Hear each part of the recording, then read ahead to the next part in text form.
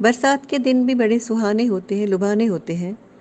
और बरसात में आती है न मालूम कितनी चीज़ों की याद, और न मालूम किस किस से हो जाती है मुलाकात, जाने अनजाने में ही।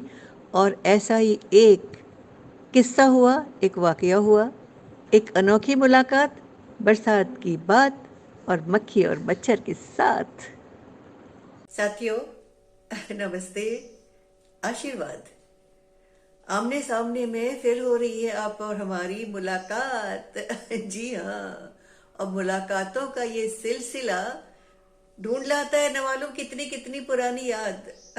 और आजकल तो हो रही है ढेर सारी बरसात। तो इस बरसात के मौसम में सुने किसी की फरियाद या कराएं किसी से मुलाकात। किससे मुलाकात कराएं आपकी? अरे भाई, किससे मिलेंगे आप? मिलेंगे घोड़े गधे या खच्चर से, या मिलेंगे तोता मैना मक्खी मच्छर से? किससे मिलेंगे? बरसात के मौसम में तो भाई मक्खियां घर के अंदर आके बड़ा तूफान मचाती हैं। और जो पानी में रहने वाला, पानी में पैदा होने वाला, पानी में पनपने वाला मच्छर है, वो भी मौका ढूंढ के आव नताओ और घर के अंदर घुस आता है, क्योंकि उसका भोजन तो वहीं पर है।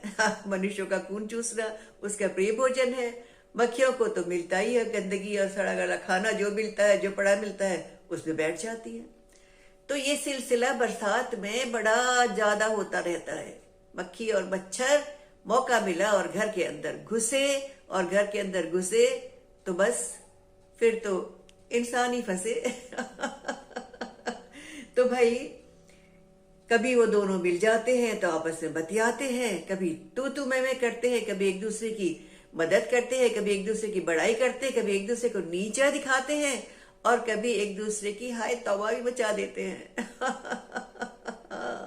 तो ऐसे ही एक दिन थी बरसात, और बरसात की बात जब हुई, मच्छर और मक्खी की मुलाकात। और मच्छर भिन्न भिन्न ताक दिना दिन धिन्न करते हुए नाचता हुआ गा रहा था, और क्या कह रहा था? मैं हूं मच्छर, मैं संहारक।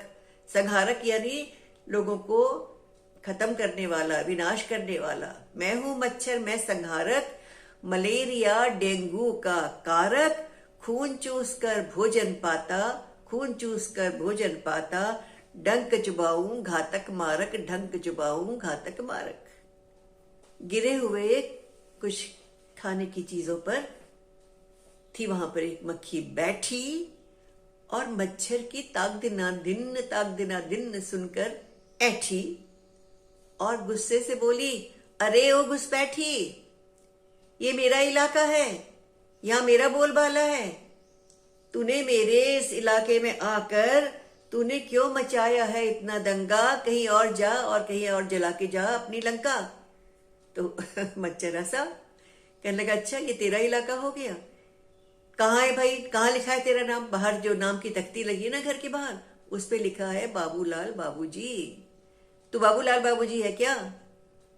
मक्खी ने कहा, अच्छा तो तू ही वो मच्छर है जिसने बाबूलाल जी को काट कर अस्पताल में भर्ती कराया था, और उनको डेंगू हो गया था, और उसके बाद कितनी मुश्किल से कितने दिनों के बाद वापस आए हैं, और जब से आए हैं मैं परेशान हो गई हूँ। उबला खाना, जौ का उबला पानी, खिचड़ी उबली खा खा के देख देख के मुझे अघा गई हूँ। मेरा मन भर गया है, मेरा दिल भर गया है।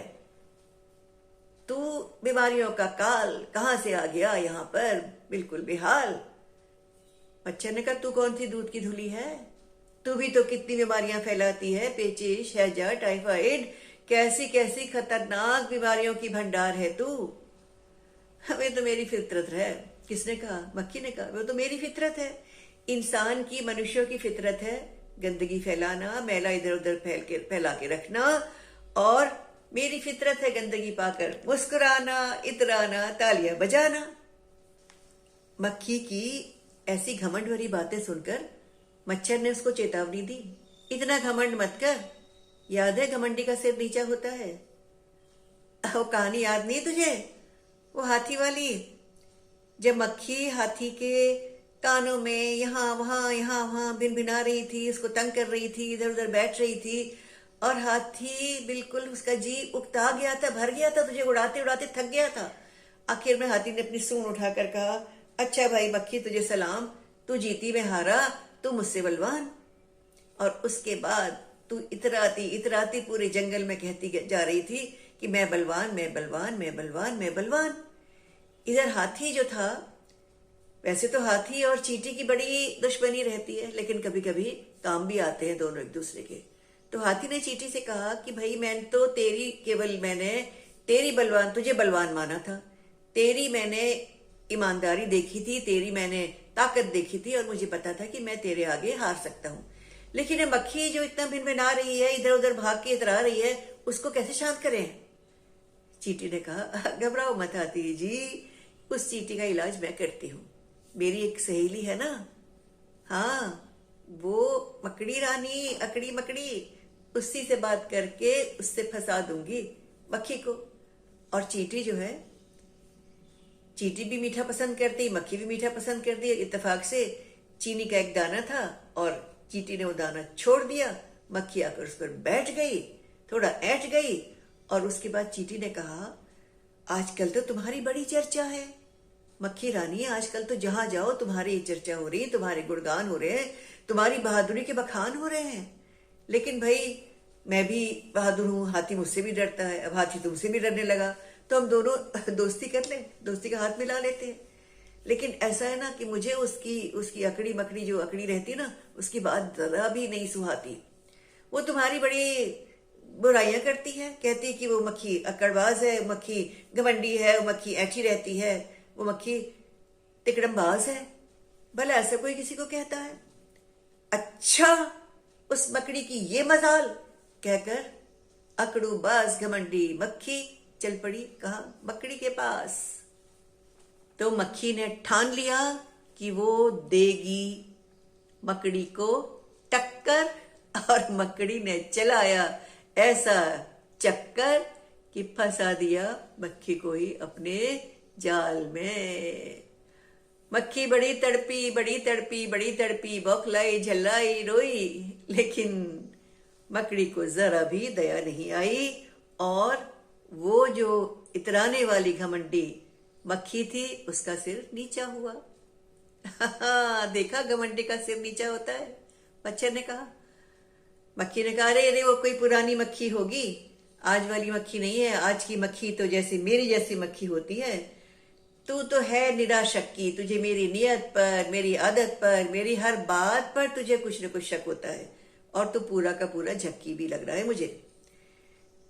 मच्छर ने कहा, अच्छा, अगर मैं इतना ही शक्की, इतना ही झक्की हूं, मुहावरे तो सारे तेरे ऊपर बने हैं। हिंदी के मुहावरे सुना है कभी उनके बारे में? कितने सारे मुहावरे बने हैं, मक्खी मारना, और नाक पर मक्खी न बैठने देना, और दूध की मक्खी की तरह निकाल फेंकना, और मक्खी चूस कंजूस, न मालूम क्या क्या। हाँ हाँ, ठीक है ठीक है। किसने कहा? मक्खी ने। ठीक है, लेकिन ये सोच कि मेरी वजह से हिंदी भाषा कितनी समृद्ध हुई है। कोई लंबी चौड़ी बात कहने के बदले एक मुहावरा बोल दो, ऐसा असर होता है, ऐसा असर होता है कि लोग सोचते रह जाते कि अच्छा, इस बात को हम इस ढंग से कह सकते थे क्या। अब जो कोई काम नहीं करता, बेकार रहता है और अपनी आलस करता है, उसको कहते हैं मक्खी मारना। तो मक्खी मारना से जो अर्थ समझ आता है, वो आलसी और काम न करने वाले से कहाँ समझ में आता है। ऐसे ही जो बहुत निरा कंजूस होता है, उसके लिए कह देते हैं भाई मक्खी चूस है, या नाक पर मक्खी ना बैठने देना। तो जो बहुत घमंडी है, कहते नाक पर मक्खी तक नहीं बैठने देता। और इसके अलावा और क्या कहा था तूने कहा था ना कि दूध की मक्खी की तरह निकाल फेंकना। तो दूध की मक्खी की तरह जो बिल्कुल बेकार होता है, काम नहीं आता है, उसको कहा जाता है दूध की मक्खी की तरह निकाल फेंकना।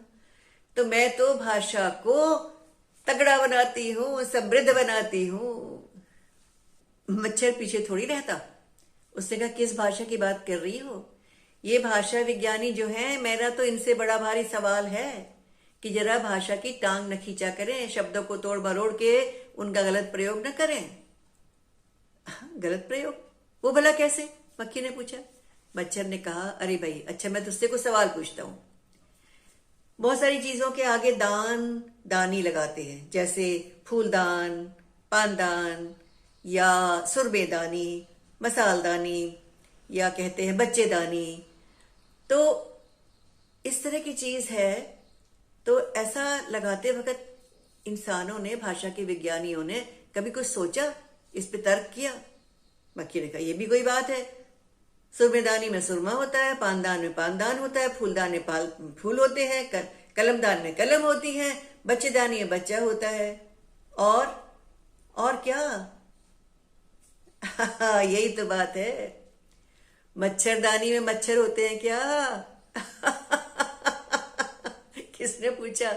मच्छर ने। उसमें तो मानुष होता है, तो उसका नाम मच्छरदानी नहीं, क्या होना चाहिए था? मानुषदानी होना चाहिए था।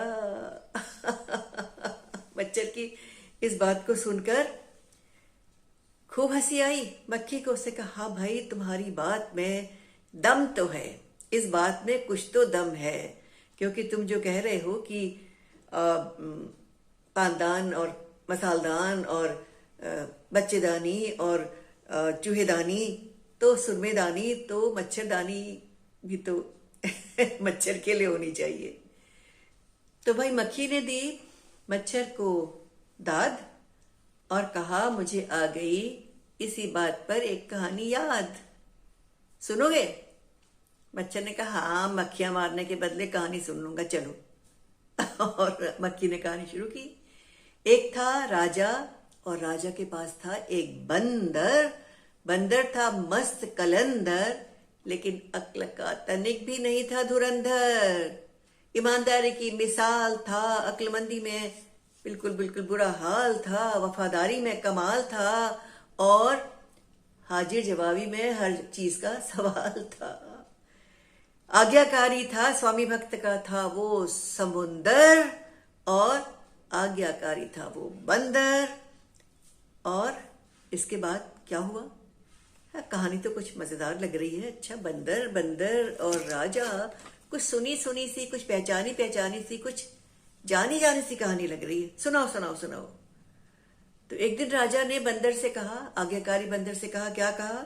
मैं सोता तू पंखा झल, आलस मत कर आंख न मल, नींद नहीं आई थी कल, और शोर न हो कुछ अगल बगल, शोर न हो कुछ अगल बगल। तो बंदर ने राजा की आज्ञा मानी, और उसने हाथ का पंखा हिलाया डुलाया, उसे इधर उधर नचाया, और तभी बिन बिन बिन बिन करती करती एक मक्खी आई। कभी यहां बैठे, कभी वहां बैठे, कभी इतराई और कभी इटलाई। बंदर को आया गुस्सा, उसने पंखे से मक्खी को भगाया। मक्खी भागी और फिर आके कहीं और बैठ गई, फिर भागी, फिर दूसरी जगह बैठ गई, कभी कान में, कभी आंख में, कभी नाक में, जहां मर्जी बैठती, और बंदर उसे भगाता, हिलाता, हटाता, और मक्खी उड़ती और फिर वापस आ जाती। बंदर झल्लाया, उसे गुस्सा आया, तमतमाया, आज तुझे नहीं छोड़ूंगा जिंदा, मेरे आगे कोई भी नहीं बोल सकता, चाहे वो कोई परिंदा। और गुस्से में भरकर बंदर ने उठाई राजा की तलवार और कहा आज तुझ पर ही कर डालूंगा वार, हो जा तैयार। और मक्खी इधर उधर डोलते हुए राजा की नाक में जाकर बैठ गई इस बार। अब क्या राजा की नाक कट जाएगी तलवार से? सुनते भाई कहानी मक्खी ने कैसे सुनाई मच्छर को। नहीं भाई, नहीं भाई, नहीं भाई, नाक तो बच गई राजा की, क्योंकि बंदर इतना कोई बड़ा तलवारबाज थोड़ी था, उसका निशाना इतना पक्का थोड़ी था। उसने तलवार चलाई जोर से, मक्खी तो फुर्र से उड़ गई, और राजा की शानदार बड़ी बड़ी मूंछें मुड़ गई, कट गई, अलग हो गई। राजा जब उठा और मूंछें कटी हुई देखी, बहुत गुस्सा आया, बहुत झल्लाया, और उसने बंदर को तुरंत दूर भगाया। तो ये तो थी कहानी किसकी? मूर्ख राजा की, और उससे भी मूर्ख उसके बंदर की, और राजा की उस मूर्ख पर विश्वास करने की। लेकिन देखा कैसा नाच नचाया मक्खी ने। तो भैया समझदारी तो इसी में है कि हम इंसान को मूर्ख ही बना रहने दें।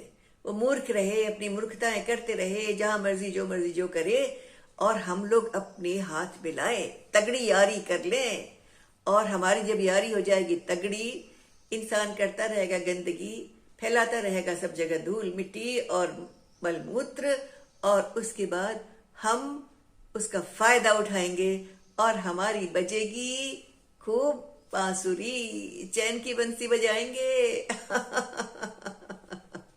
चैन की बंसी तो तब बजेगी ना जब मच्छर को विश्वास होगा कि मक्खी की बात में कुछ दम है। आखिर मच्छर भी तो उससे नहीं कम है। लेकिन उसने मक्खी को अपनी बात कहने दी।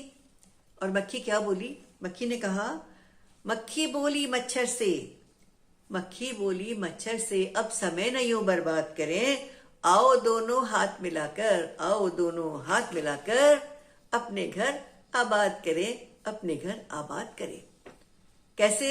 जहां जहां ठहरा हो पानी, जहां जहां ठहरा हो पानी आकर तुम्हें बताऊंगी, जहां गंदगी उसी जगह तक मैं तुमको पहुंचाऊंगी। तब मच्छर झुझला कर बोला, मच्छर को गुस्सा आ गया, झुझला कर बोला, अरी सयानी ओ मक्खी। तब मच्छर झुझला कर बोला, अरी सयानी ओ मक्खी, जीना ही दुश्वार हुआ है, रही सदा की तू झक्की। जीना ही दुश्वार हुआ है, रही सदा की तू झक्की। जहां जहां ठहरा हो पानी, जहां जहां ठहरा हो पानी दवा डाल दी जाती है। हाँ, और साफ सफाई रखें कैसे, हर पुस्तक बतलाती है, हर किताब में लिखा हुआ है साफ सफाई कैसे रखें। और घर परिसर को साफ बनाओ, घर परिसर को साफ बनाओ, बना नया है सबका मंत्र, साफ सफाई रखने का अब सबने रच डाला षड्यंत्र।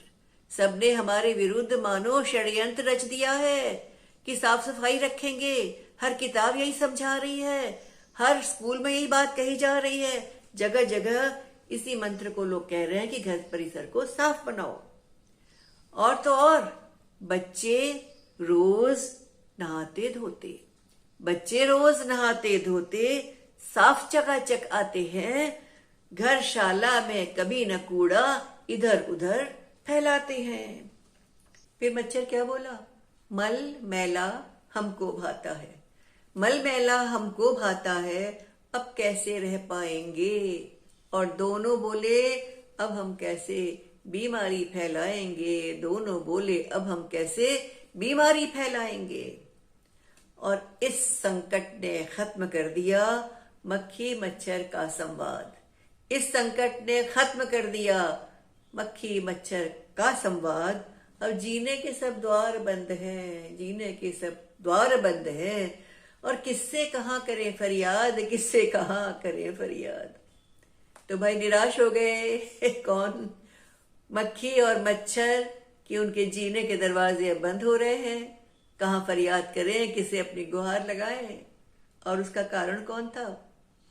आज जो लोगों ने सफाई करने की ठान ली है, बच्चों ने निश्चित कर लिया है कि वे अपने घर को, अपनी पाठशाला को, अपने आसपास की जगह को साफ रखेंगे। बड़ों को समझाएंगे कि कैसे कूड़ा, गीला कूड़ा, सूखा कूड़ा अलग अलग डाला जाता है, कैसे गीले कूड़े की खाद बन सकती है, कैसे ठहरा हुआ पानी नहीं होना चाहिए, जहां जहां ठहरा पानी हो वहां दवाई छिड़काई जाए। और इस प्रकार की सारी व्यवस्था कौन कर रहा है? ये नई पीढ़ी, आपकी तरह के सारे बच्चे। और इस सफाई के मंत्र ने किसके विरुद्ध षड्यंत्र रच दिया है? मच्छर और मक्खी के विरुद्ध रच दिया है पूरा का पूरा षड्यंत्र। और अब जब सफाई रहेगी, मैला नहीं रहेगा, घर परिसर साफ रहेगा, हम भी स्वस्थ रहेंगे। और जब हम स्वस्थ रहेंगे तो हमारा दिमाग भी तरोताजा रहेगा, और दिमाग तरोताजा रहेगा तो हम सीखेंगे और खूब अच्छा सीखेंगे और आगे बढ़ेंगे और उन्नति करेंगे। तो स्वस्थ रहिए, स्वच्छ रहिए और ऊंचाइयों की ओर बढ़ते चलिए। नमस्कार।